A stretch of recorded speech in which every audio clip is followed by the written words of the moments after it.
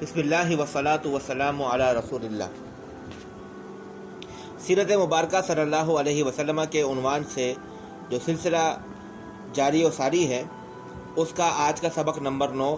حضور علیہ الصلاۃ والسلام کی رضاعی ماؤں کے نام اور ان کے حالات سے متعلق ہے۔ حضور علیہ الصلاۃ والسلام جب پیدا ہوئے تو ابتدائی 7 دن آپ کی والدہ حضرت آمنہ رضی اللہ تعالی عنہا نے آپ کو دودھ پلایا۔ آپ کے بعد دیگر کئی خواتین کو نبی پاک علیہ الصلاۃ والسلام کو دودھ پلانے کی سعادت حاصل ہوئی۔ ہم ترتیب سے ان کا ذکر کریں گے۔ حضرت آمنہ رضی اللہ تعالی عنہا کے بعد سب سے پہلے حضرت ثویبہ رضی اللہ تعالی عنہا نے حضور کو دودھ پلایا۔ یہ ابو لہب کی وہ کنیز ہیں جن کو ابو لہب نے رسول اللہ صلی اللہ علیہ وسلم کی ولادت کی خبر سنانے پر خوشی سے آزاد کر دیا تھا، اور اس خوشی کی وجہ سے ابو لہب کو عذاب میں تخفیف ملتی ہے، جیسا کہ صحیح بخاری میں اس کی تفسیر موجود ہے۔ اور شیخ عبدالحق محدث دہلوی رحمۃ اللہ تعالی علیہ نے لکھا کہ حضور کی ولادت کی خوشی میں جب ایک کافر کو بھی محروم نہیں کیا جاتا تو صاحب ایمان اس خوشی کا انعام پانے سے کیسے محروم رہ سکتا ہے۔ بہرحال حضرت ثویبہ رضی اللہ تعالی عنہا جو ابو لہب کی خادمہ تھیں، کچھ روز تک آپ صلی اللہ علیہ وسلم کو دودھ پلایا، اور آپ صلی اللہ علیہ وسلم سے پہلے حضرت ثویبہ نے حضرت حمزہ رضی اللہ تعالی عنہ کو بھی دودھ پلایا۔ حضرت حمزہ جو کہ حضور کے چچا ہیں، چچا ہونے کے ساتھ ساتھ آپ کے رضاعی بھائی بھی ہیں۔ آپ رضی اللہ تعالی عنہ کے جو حالات کتب سیرت میں بیان ہوئے ہیں، اس سے پتہ چلتا ہے کہ آپ ابتدائی مسلمانوں میں سے تھیں، اور آپ نے مدینہ کی ریاست کے قیام کے بعد باقاعدہ طور پر ہر ماہ حضرت ثویبہ رضی اللہ تعالی عنہ کے لیے ایک وظیفہ مقرر کر دیا تھا جو ان کو پہنچا دیا جاتا تھا، اور حضرت ثویبہ کا وصال 7 ہجری میں ہوا۔ اس کے بعد حضرت ام ایمن رضی اللہ تعالی عنہ کا ذکر آتا ہے۔ حضرت ام ایمن کا اصل نام برکہ تھا، لیکن اپنی کنیت سے مشہور ہوئیں۔ آپ رضی اللہ تعالی عنہ دراصل نبی پاک علیہ الصلوۃ والسلام کے والد محترم حضرت عبداللہ کی خادمہ تھیں، جو کہ وراثت میں آپ صلی اللہ علیہ وسلم کے حصے میں آئی تھیں۔ آپ رضی اللہ تعالی عنہ نے بچپن میں انتہائی محبت اور جاں فشانی سے نبی پاک کی پرورش فرمائی اور دیکھ بھال فرمائی، جس کی وجہ سے آپ صلی اللہ علیہ وسلم اکثر اپنی اس والدہ کو یاد فرمایا کرتے اور فرماتے کہ حضرت آمنہ کے بعد یہ میری والدہ ہیں۔ اور جب حضور علیہ الصلوۃ والسلام کا نکاح ام المؤمنین حضرت خدیجہ الکبریٰ رضی اللہ تعالی عنہا سے ہوا تو آپ نے حضرت ام ایمن کو آزاد فرما دیا۔ حضرت ام ایمن کا وصال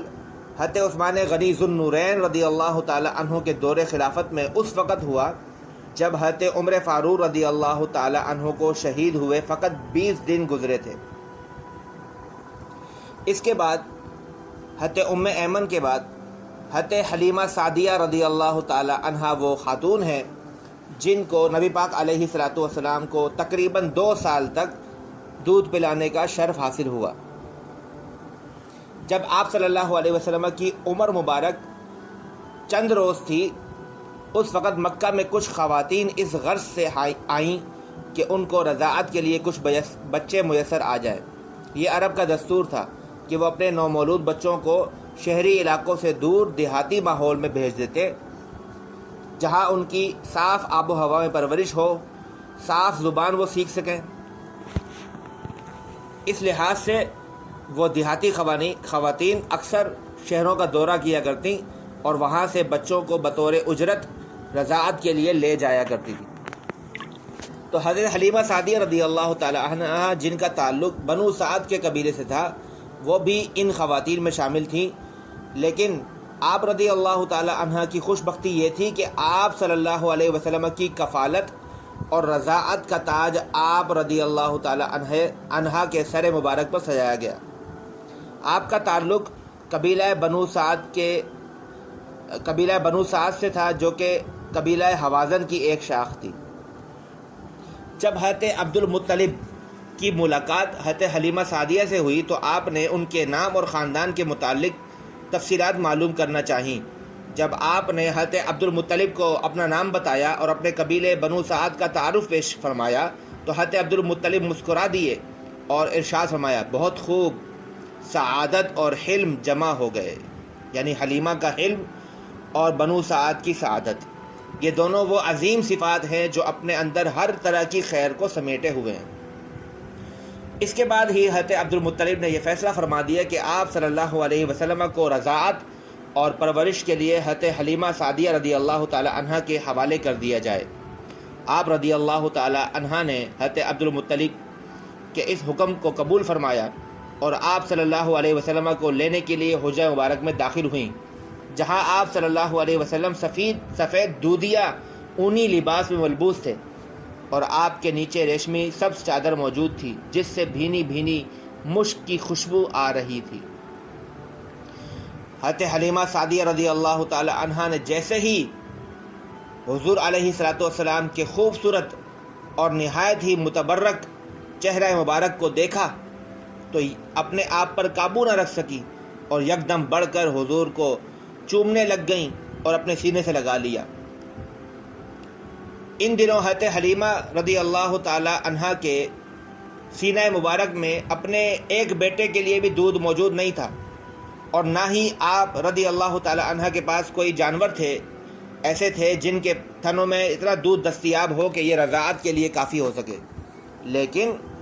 جب آپ رضی اللہ تعالی عنہ نے رضاعت کے لیے آپ صلی اللہ علیہ وسلم کو گود لیا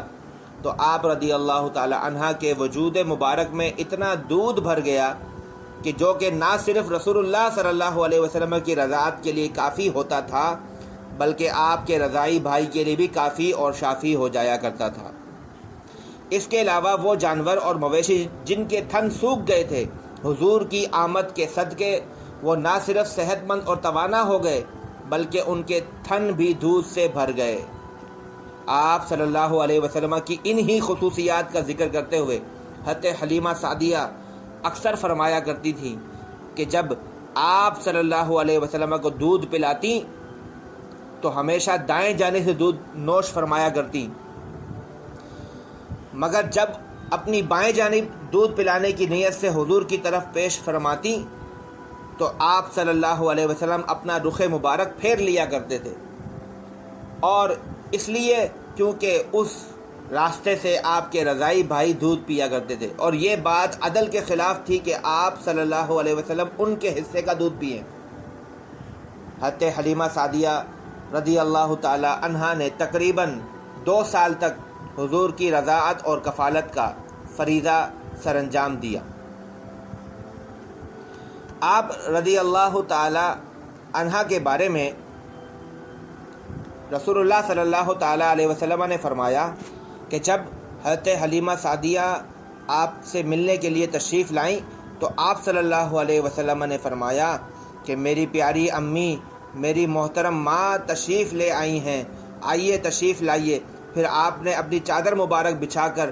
عزت و تکریم سے ان کو اس پر بٹھایا۔ حضرت حلیمہ سعدیہ رضی اللہ تعالی عنہا کا